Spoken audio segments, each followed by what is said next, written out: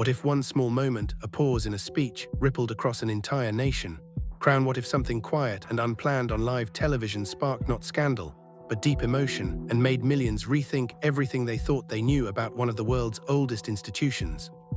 Today, we're diving into the moment that pushed the British monarchy out of its comfort zone and into a conversation the world never expected, one about emotion, vulnerability, and the true cost of legacy. In this story, tradition meets humanity, and the result is far more powerful than any headline. Just moments ago, something unusual unfolded on live television that made millions across the United Kingdom pause. It was subtle, almost imperceptible, yet its impact rippled instantly through living rooms, workplaces, and social feeds alike. Prince William, a figure forged by discipline, expectation, and decades of rigorous public training, hesitated mid-sentence. His voice, usually steady and crisp, softened for a heartbeat. His expression, so accustomed to neutral composure, momentarily betrayed something else: weight, contemplation, and something achingly human. In that unexpected instant, the future king did not appear as a distant embodiment of the institution he represents. Instead, he looked unmistakably like a father bearing burdens that could not be scripted or rehearsed. What was meant to be a routine address, predictable, polished, and impersonal, became something entirely different. What viewers witnessed wasn't a gaffe or technical slip. It was a brief fracture in the facade that usually stands between public duty and private emotion. It was a glimpse into the quiet realities that live just beneath the surface of royal expectation. Those watching could sense it before they fully understood it, a truth that lingered in the air, palpable and immediate, like a collective intake of breath. And in that suspended moment, something deeply human slipped through the channels of formality and tradition. As he continued, speaking about legacy and the generations who will inherit a world shaped by change and uncertainty, there was a discernible shift in tone. It was not dramatic, it was not theatrical, but it was quietly emotional, a tremor beneath his normally steady cadence. He didn't break down, he didn't falter in a way that would suggest loss of control. Instead, he allowed himself a brief vulnerability that felt deliberate and sincere, as if acknowledging something that doesn't often find expression in royal discourse.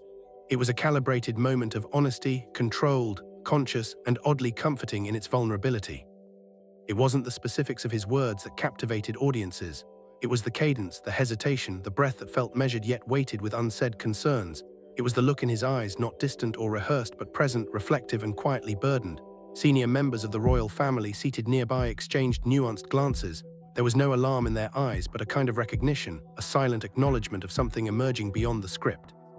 Cameras captured this rare scene, the usual ceremonial protocol of royal addresses softening, just slightly, to make room for an unguarded human moment. Almost instantly, the public reaction followed. In online forums, social discussions, and news comment threads, people were not dissecting the content of his message, they were debating the feeling he conveyed. Some interpreted the moment as a reflection of the immense expectations placed upon modern royalty, a pressure cooker of legacy and personal identity. Others saw it as a poignant reminder that raising children within the glare of public scrutiny brings challenges the outside world rarely sees. Crucially, there has been no official confirmation of secret documents, hidden medical diagnoses, or undisclosed personal struggles connected to this moment. What emerged instead was far simpler and far more relatable to millions around the world. The image of a father navigating the impossible intersection of duty, love, privacy, and public life, wrestling with realities that many outside of royalty know intimately. This moment was not about revealing hidden truths. It was about unveiling shared humanity, expressed carefully, respectfully, and within the boundaries of William's role. That is why it resonated so deeply. In an age where silence is often mistaken for dignity and restraint is equated with strength, this pause, this brief, unguarded breath spoke louder than any headline could. It was a reminder that behind the pomp and protocol, human beings live, feel, and struggle just like the rest of us. As the conversation spread online and in private circles, attention shifted behind palace walls. Not toward leaks or dramatic revelations, but toward what this moment symbolized, a growing tension between tradition and transparency, between image and reality, for generations.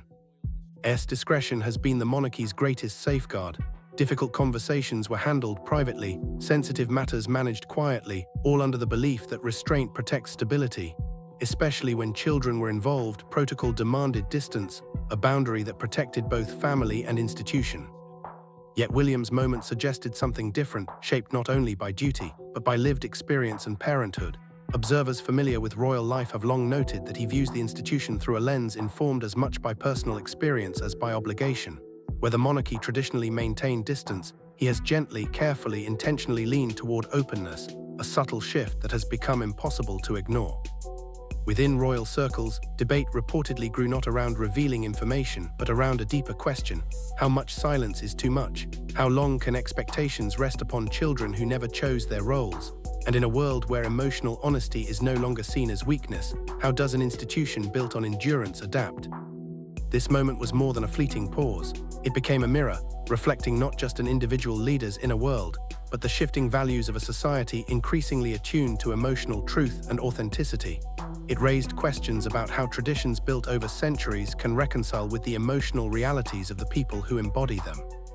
This brief pause in a scripted speech became, for many, a quiet pivot point, an unexpected sight where royal heritage and human vulnerability intersected, inviting the world to see not just a future king, but a parent and a human being navigating complexity just like the rest of us.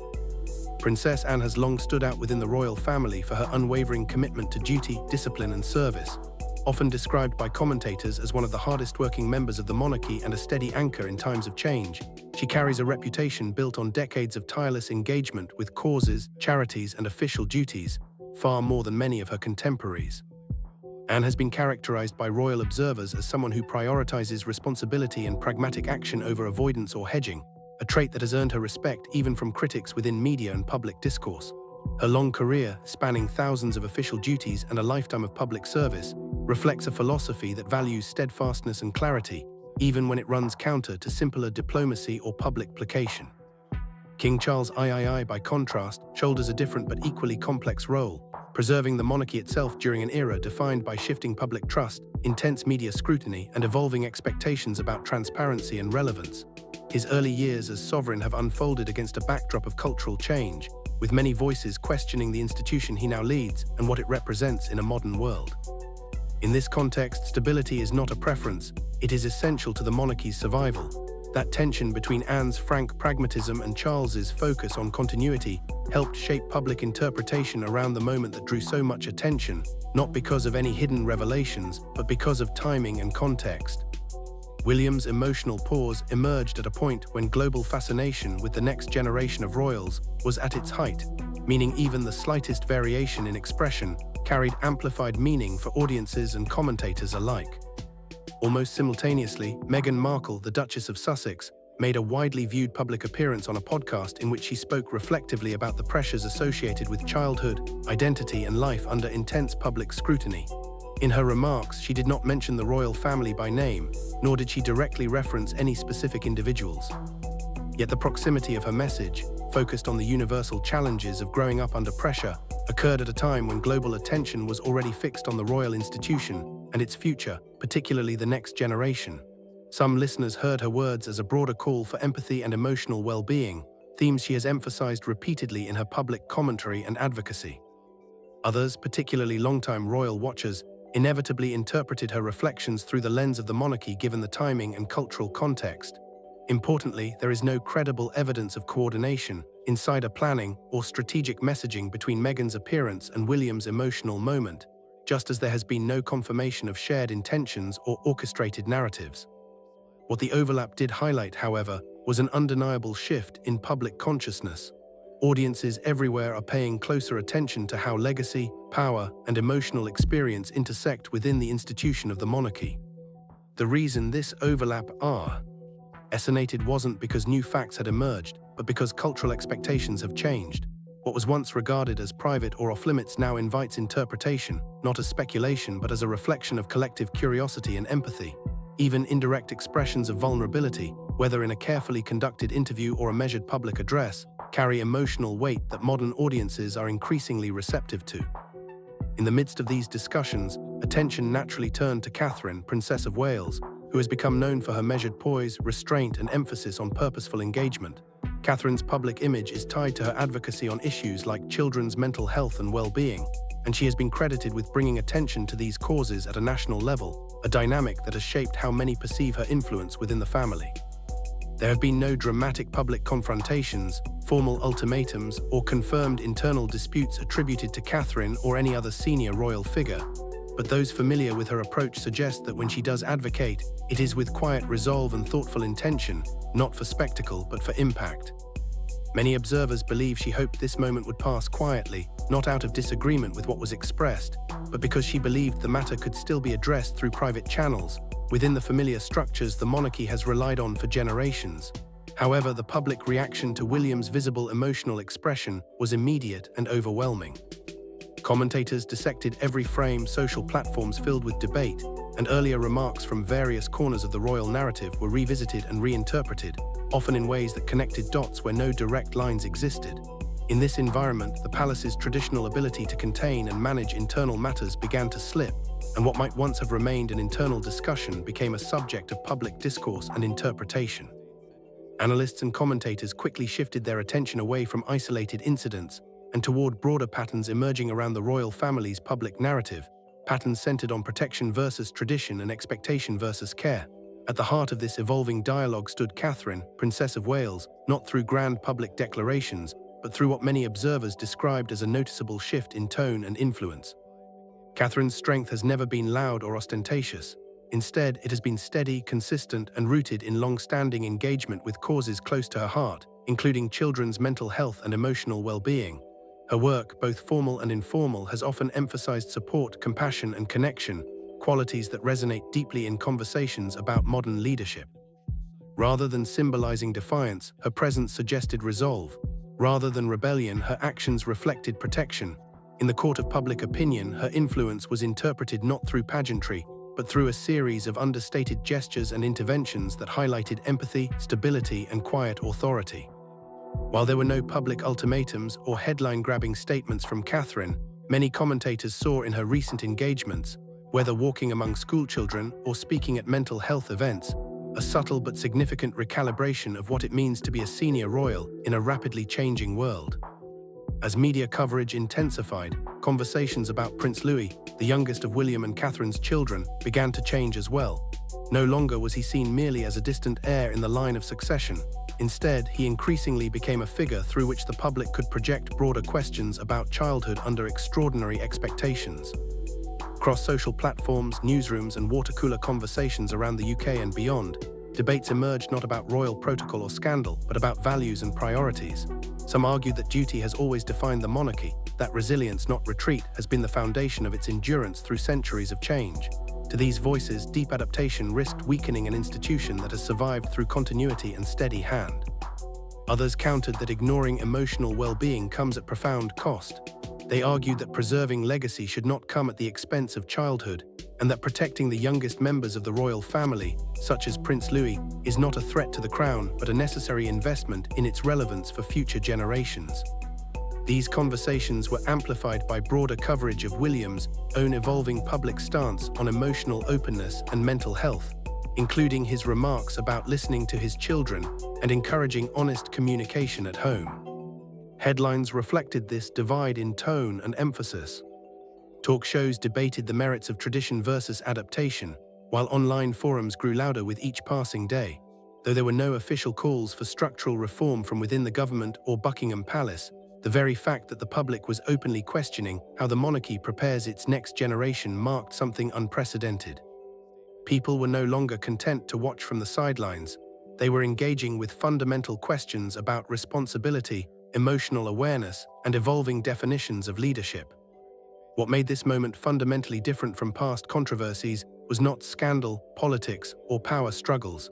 It was a deeper inquiry into the nature of responsibility itself, an exploration of whether an institution anchored in continuity could evolve without losing its identity. Questions circulated about whether leadership in the modern era must include emotional awareness as well as endurance, and whether a child born into history could still be allowed to grow freely within it. As the palace continued to speak in measured, cautious terms, emphasizing duty, service, and stability, it became clear that this story had moved far beyond any single speech or isolated interpretation. It had become a mirror reflecting society's evolving views on authority, inheritance, care, and the role of empathy in public life. And as this chapter continued to unfold, the monarchy found itself facing one of its most delicate challenges, not from external pressure or political debate, but from a changing world asking new and unaccustomed questions about what it means to lead with both tradition and compassion. As public debate intensified, darker and more challenging themes began to surface in conversations about the monarchy's role and responsibilities. Critics argued that tradition and protocol, once seen as the pillars that protected the institution, had sometimes been used as shields that prioritized image over emotional transparency. In this view, decades of carefully curated public appearances and tightly controlled messaging had protected the monarchy's dignity, but at a cost: a reluctance to engage openly with the emotional realities faced by those within and beyond its walls. Inside Buckingham Palace, that pressure was felt acutely. Senior aides and advisors found themselves stretched thin, emergency meetings following one another without clear resolution, each session grappling with how to balance public reassurance with institutional restraint. Some voices within the palace urged a public address, one that was carefully worded, empathetic and reassuring, in hopes that it might steady the nation's confidence and offer clarity.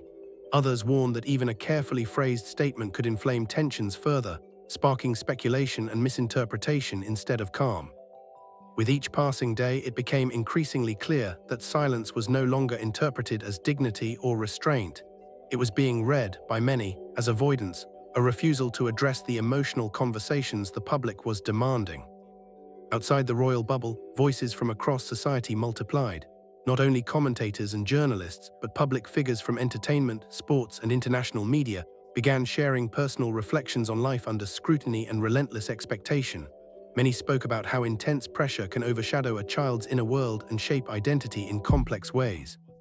In this evolving context, Prince Louis, who had once been viewed by many as a distant figure in the line of succession, began to represent something far more universal. He came to symbolize the invisible pressures faced by young people everywhere: the weight of others' expectations, the challenge of finding a voice amid public anticipation, and the universal struggle of growing up under the spotlight of contemporary life.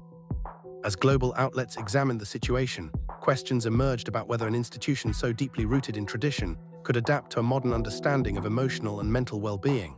Was this moment a reckoning, a turning point demanding honest engagement with the emotional realities of leadership, legacy, and childhood? Or was it merely the beginning of an evolution long overdue, a cultural shift toward empathy and openness in spaces where silence once reigned? Then unexpectedly, another voice entered the narrative, one whose return shifted the emotional weight of the entire saga.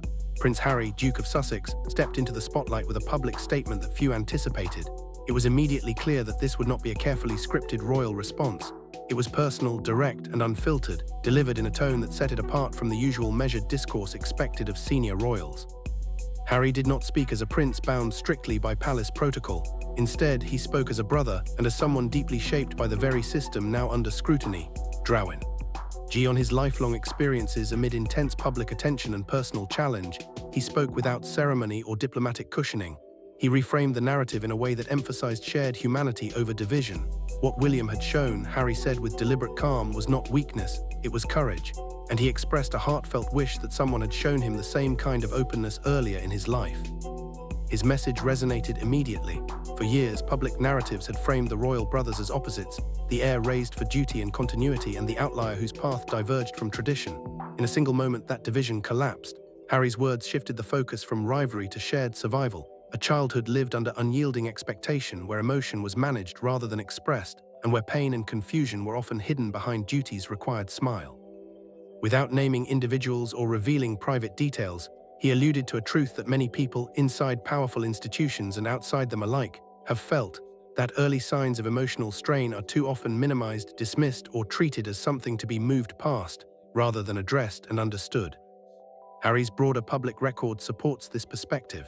Over the years, he has spoken candidly about his own struggles with anxiety, aggression, and emotional response to trauma throughout his life, from his experiences in the military to his processing of his mother's death and the scrutiny he faced as a working royal. Openly acknowledging anxiety, burnout, and the need for therapy, he has long advocated for honest mental health conversations, not just within the royal family, but in the wider world. While this moment did not come with dramatic revelations or explosive leaks, it highlighted a profound truth: that emotional transparency and shared vulnerability are no longer weaknesses to be hidden, but strengths that can foster connection, understanding, and resilience. Harry's message, framed not as a critique, but as a reflection on the shared pressures of royal life, pushed the public conversation beyond headlines and speculation into something more substantive: an inquiry into how we raise children, support families, and lead with empathy in a world where silence is no longer the default response. If you want more honest, thoughtful, and respectful coverage like this, the kind that goes beyond headlines and dives into real meaning, then hit like, subscribe, and turn on notifications. Comment below what you think this moment says about legacy, leadership, and emotional truth. I read every comment, and I want to hear your perspective. Because this conversation is just beginning, and your voice matters too.